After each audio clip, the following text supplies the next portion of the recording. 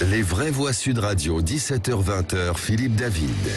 Retour des vraies voix avec Lydia Guirousse, Tom Conan et David Dégouille. Mon cher Philippe Rossi, retour sur la chronique et les propos de Patrick Caram. Et oui, Patrick Caram, vice-président de la région Île-de-France, qui a qualifié les électeurs de Zemmour de petits blancs frustrés. On en a parlé hier. Je vous propose de réécouter la séquence. Et puis, il y a eu la phrase de Patrick Caram, bah oui, responsable outre-mer de la campagne de Pécresse, qui a qualifié les électeurs d'Éric Zemmour de petits blancs frustrés. Écoutez. Éric Zemmour, lui, veut un vote, eh bien, un vote aussi ethnique. Il cherche le vote des petits blancs, pas dans le sens mauvais, un petit blanc, c'est-à-dire des blancs frustrés, des blancs de la périphérie, de ceux qui se sentent dépossédés. Tout le monde devient barge. Bah oui, ils ont compris qu'il faut se rassembler au deuxième tour. Non, comment oui, non, mais on arrive même à passer pour des équilibrés à côté de... Non, mais c'est des barges. Non, mais c'est du délire. Et voilà, c'était hier. Alors ce matin, je me réveille et je te bouscule. Non, soyons sérieux. J'allume mon portable et je vois donc un message de Patrick Caram qui m'écrit ceci: pour votre info, petit blanc frustré. Il s'agit d'un concept utilisé pour décrire la désespérance de la France périphérique, oubliée et abandonnée.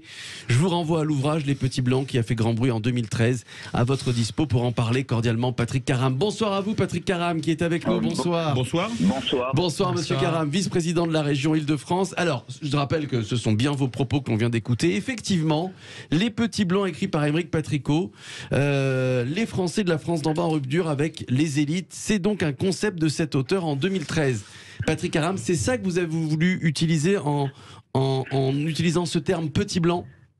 Alors moi, je vous renvoie à la chronique d'Éric Zemmour. Éric Zemmour, le 4 décembre 2013, publie une chronique dans le Figaro, Petit blanc et bonne conscience.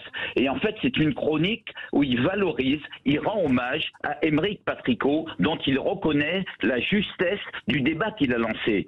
Souvenez-vous, c'est la première fois qu'un intellectuel, qu'un chercheur, qu'un sociologue ose lancer un débat en faisant le portrait, et je cite, d'une communauté que l'on ne nomme jamais, les Blancs, qui dans les sociétés occidentales prennent de plus en plus conscience de leur couleur de peau. Et c'est vrai que Patricot, dans cet ouvrage qui a fait l'objet d'un tonnerre à l'époque, décrivait le malaise de la France d'en bas, en rupture avec une élite parfaitement à l'aise dans la mondialisation. D'accord, donc quand vous dites les électeurs d'Éric Zemmour sont des petits blancs frustrés, évidemment vous pensez à ce que décrit cet auteur en 2013. Bon, sauf que vous avez rajouté frustré. Non, pardon, mais là il faut arrêter de défendre. Qui défend d'abord mes propos? Et je reviendrai sur ce que j'ai dit. Il s'agit d'un identitaire qui a créé Génération Identitaire, qui a été condamné déjà par la justice en 2013, et ces Générations Identitaires a été dissoute en 2021 pour appel à la haine et à la violence.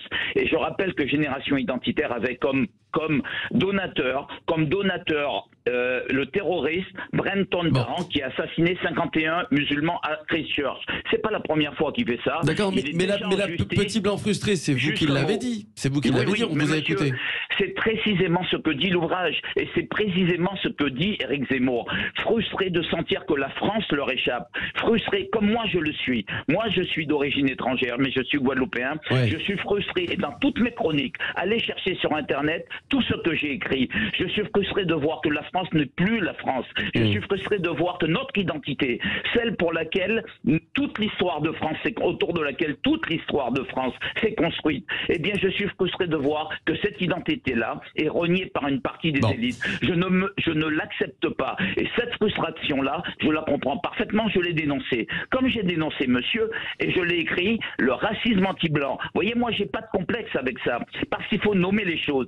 Eh bien, je vous le dis, Aymeric Patricot à l'époque avait déjà mis un mot sur cette frustration, sur ce sentiment d'exclusion, sur ce sentiment d'être rejeté, d'être relégué, et Éric Zemmour lui-même l'a repris dans sa chronique. Alors, pardon, mais laissez-moi quand même vous dire. Allez-y, monsieur Caram.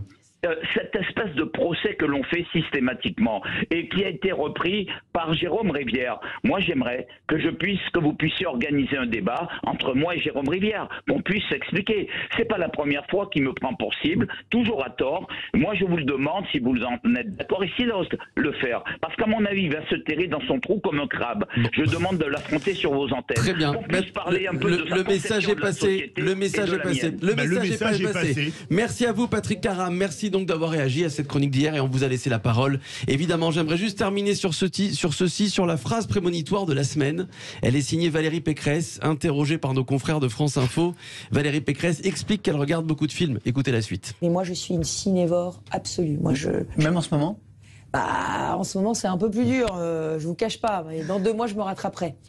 Et voilà, dans 2 mois, je me rattraperai. Ça veut dire je serai éliminé au premier tour, j'aurai tout mon temps. Est-ce que c'est prémonitoire? J'aimerais quand même rajouter, parce que là, c'est juste un bout de la séquence. Le journaliste lui dit oui, mais vous savez, le premier tour, c'est dans 2 mois si vous pourrez être au second tour. Alors là, elle répond oui, effectivement, si je suis au second tour, ce que je veux dire, c'est qu'aujourd'hui, j'ai des soirées plus chargées que je ne l'aurai dans 2 mois. Non, si elle est au second tour, elle aura des soirées encore plus chargées, je pense. Mais bon, voilà. C'est sûr et certain. Merci beaucoup Philippe Rossi. On a remis les choses au point avec Patrick Caram. On va voir pour l'invitation. Sur Sud Radio, on est ouvert au débat, bien évidemment. Sud Radio, parlons vrai, à 18h30. Notre grand débat, comme l'affirme Ségolène Royal. Mélenchon est-il le vote utile à gauche? Là, c'est pas un score de 98,6% puisque vous êtes 48,1% à dire oui et donc 51,9% à dire non. Vous voulez réagir? Le 0826 300 300 et les réseaux sociaux.